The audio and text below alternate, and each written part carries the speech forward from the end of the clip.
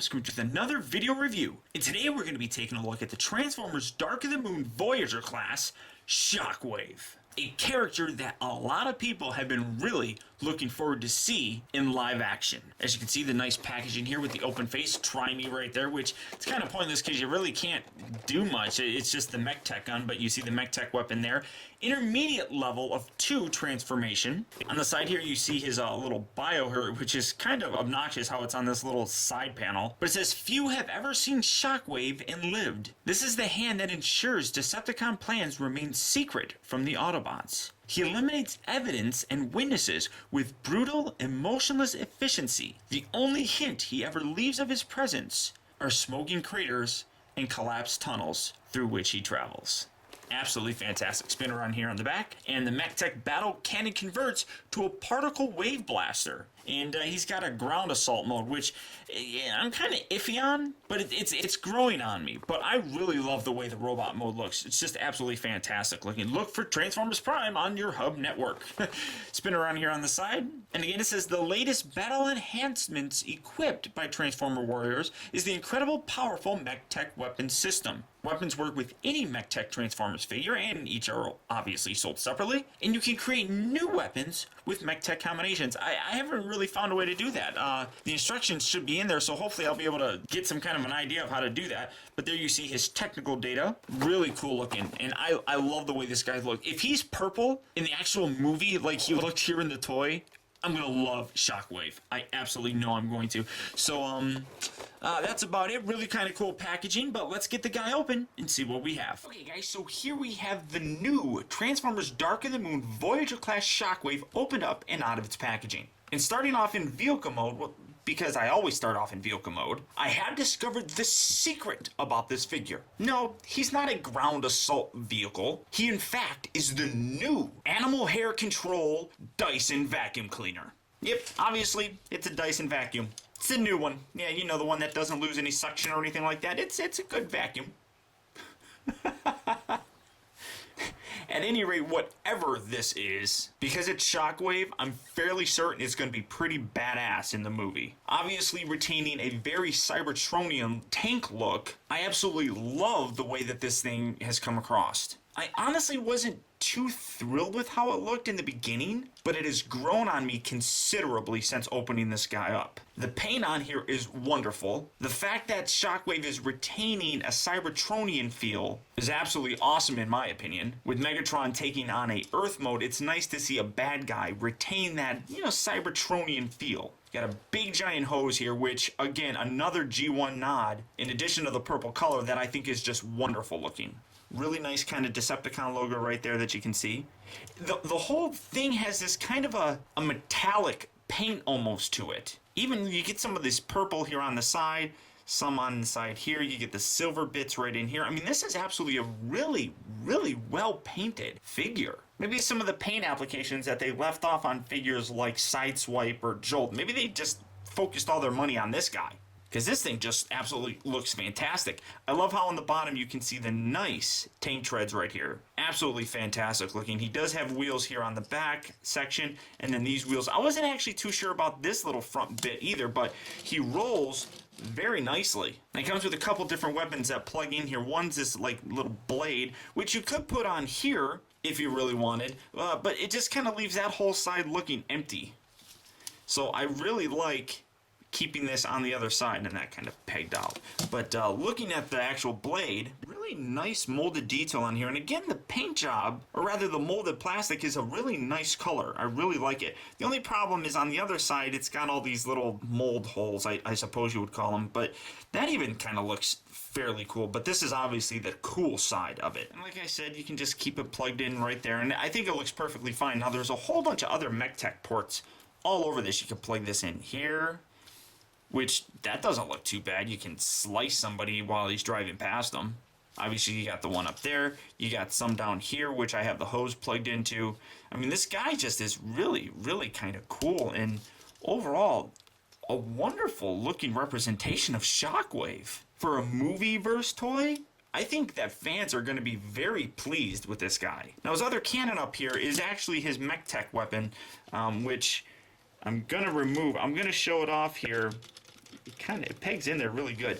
I'm going to show this off here, and I'm also going to show it off in robot mode. But one thing that's really nice is obviously you see it stuck out like this. If you take this and lift this up, and it's really kind of stiff, but it folds back. So here's the Mech-Tech gimmick here. And being that this is a Voyager figure, if you push it far enough, it will lock into place. And this is actually how I prefer to have him displayed with the gun when he's in his vehicle mode. So just, you got the hole, you got the Mech-Tech port, you just slide that in here. Just like so. You got the little holes right here. And just like plugging that in there. There we go. And I just, like I said, I really love the way that this thing looks. It just comes across so awesome looking. I mean, it's Shockwave. What do you expect? Now, in terms of a size comparison, here's Shockwave, and here he is next to the Voyager class Battle Blades Optimus Prime. And in terms of the scale, I really think that this scale works nicely. Obviously, he's, this kind of a tank thing, which is gonna look a little bit more bigger and bulkier than a semi-truck. But just in general, I think the scale really kind of works and looks really nice. Yeah, flip it around here on the back. I don't know why I'm gonna show a back view, but there's a back view for you. It's just overall, wonderful scale job with these two figures. Now, much like the other Dark of the Moon figures that I reviewed, the transformations really seem to have been scaled back in terms of their complexity. With a few notable exceptions, Shockwave is one of those easier figures to transform. To do so, just come around here to the side, unpeg this little hose bit, just kind of leave that up. You can do whatever you want with it. Then I do like I said, retracting the gun, so it's like that.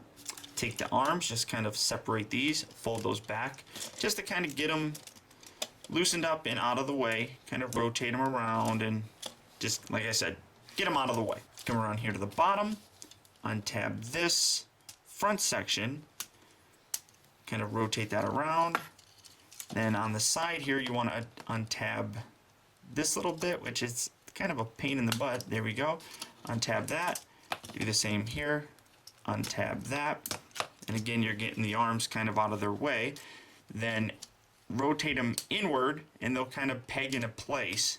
Then you can, again, get the arms more out of the way. And that just tabs in, just like so. The legs, separate them. Pull them out. Pull them out. Take this little section, you're going to rotate that up. Then rotate that around. And again, just kind of leave that dangling up there so it's out of the way. Rotate the legs all the way down, then like so, down and around. These little bits, fold these out, and you got the heel spur. Do that on both sides. This requires a little pull. Fold that all the way down. Fold this little knee pad up. Do it on this side as well. Down. Up, and here you have his legs transformed. These little bits right here, and now if you look in closely, there are two little holes right on the inside of his chest with two little pegs, and you can just peg those in there, just like so. Take his head, well, bend this whole section down, rotate, well first, rotate this little section here, rotate that out, because you're going to plug this giant hose into that, so make sure that's rotated down. Fold these little bits down. Rotate his head, and again, there's a little tab right here and a little hole on the inside of this gray bit that you angle down, and you can tab that into place. These little bits right here, and first rotate these down, get the arms down, and then take this little hose, plug that right inside here, and then on the inside here are little holes that these little tabs right here on the top section rotate and peg into. So just kind of line those up, and that section came undone, but here we go. It's actually kind of a pain to get this lined up properly, at least for me, but complicated things confuse me. There we go. That's pegged in there nicely, and it makes a really, really cool looking backpack. I love the way that looks, like a little turbine thing. There we go, just like that. Rotate the arms down. Fold his hand out on this side. Now he does have a hand on this side. It's personal preference what you actually want to do with this. I prefer to leave it like this because it gives Shockwave his G1 looking cannon on that arm, but you can fold that down. Now he kind of has like more of a Megatron cannon on that arm, but like I said, I like leaving that up. Just straighten out the legs, get that all situated. And boys and girls, here you have Shockwave in his robot mode. If you were not a fan of Shockwave in his vehicle/vacuum mode, this should sell you on this figure. Absolutely badass looking. Simply stunning. This is Shockwave. When I think of the movieverse, this is how I would have imagined Shockwave looking. G1 nods up the wazoo. You got the purple color, you got the wonderful looking cannon arm, you got the hose, and obviously the iconic Cyclops eye, which the light piping on it is superb. You can obviously see I don't have any extra lights going on right now other than the lights that I use to shoot, and you can see how good it lights up. Using my little flashlight lady dude, I mean, you can, that's really, I mean, putting a lot of extra light in there, that's really cool. Absolutely love the way that looks. The purple color just looks outrageously great on this. One thing that is kind of interesting is the legs. I don't know if you can actually see that. It kind of looks like the legs are a little bit thin in terms of the plastic right in there. You flip it around here and it's kind of hollow in the back, and you can really kind of see it there where the light is kind of bleeding through. But the effect that it gives on this is actually kind of neat. If you can see that,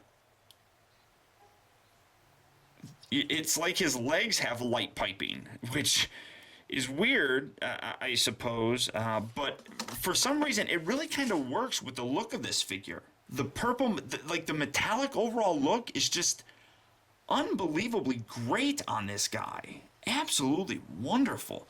And like I said, I really like the way that this came across here on the back, where it looks like there's this giant turbine plugged into this gun, which allows you to just blow your enemies to kingdom come. And for one more size comparison, here he is next to the Voyager class Battle Blades Optimus Prime in his robot mode. As you can see, Optimus Prime is about a head or so taller than Shockwave himself, but still fantastic scale. In terms of his articulation, obviously because he's got a big giant hose attached here, this arm is a little bit more limited, but you can take the hose off if you really wanted. His head's on this little kind of a ball joint, so you get a little bit of up and down movement. Left and right rotates 360 degrees. Maybe a nitpick is I wish that the shoulder joint would rotate a little bit lower instead of having this angular swivel joint right here. It's okay. Like I said, it's more of a nitpick than anything. Rotates there, rotates at the elbow. His hand is articulated at the wrist where it moves back and forth like so. This one, like I said, is more limited because it's got the giant hose attached to it. No waist articulation, unfortunately. Back and forth at the upper part of the thigh, in and out. Real tough ratchet joints. Bends at 2 points here at the knee, and then you get some pivot here in the foot, so you can get some really nice dramatic poses, I suppose. Although Shockwave isn't too terribly dramatic. He's more of a creepy thinker type. Like I said, you can remove this, and his hands are actually sculpted, if you can kind of see, in a round peg situation. So you could actually have him hold this in this hand as if it's a gun, but the real thing is going to be his cannon. Now, like I said, it can remove. It pegs in there really, really tight. And I just pulled the whole darn thing off. That's fine. And you can rotate this out, and you can have him looking like so. Really, whatever you want to do. But the little peg on here, you can actually have him hold it, and he can hold his blaster in his hand if you really wanted him to hold it, but the hand is open, so it kind of looks weird. And if you really, really wanted to, you could plug it in here.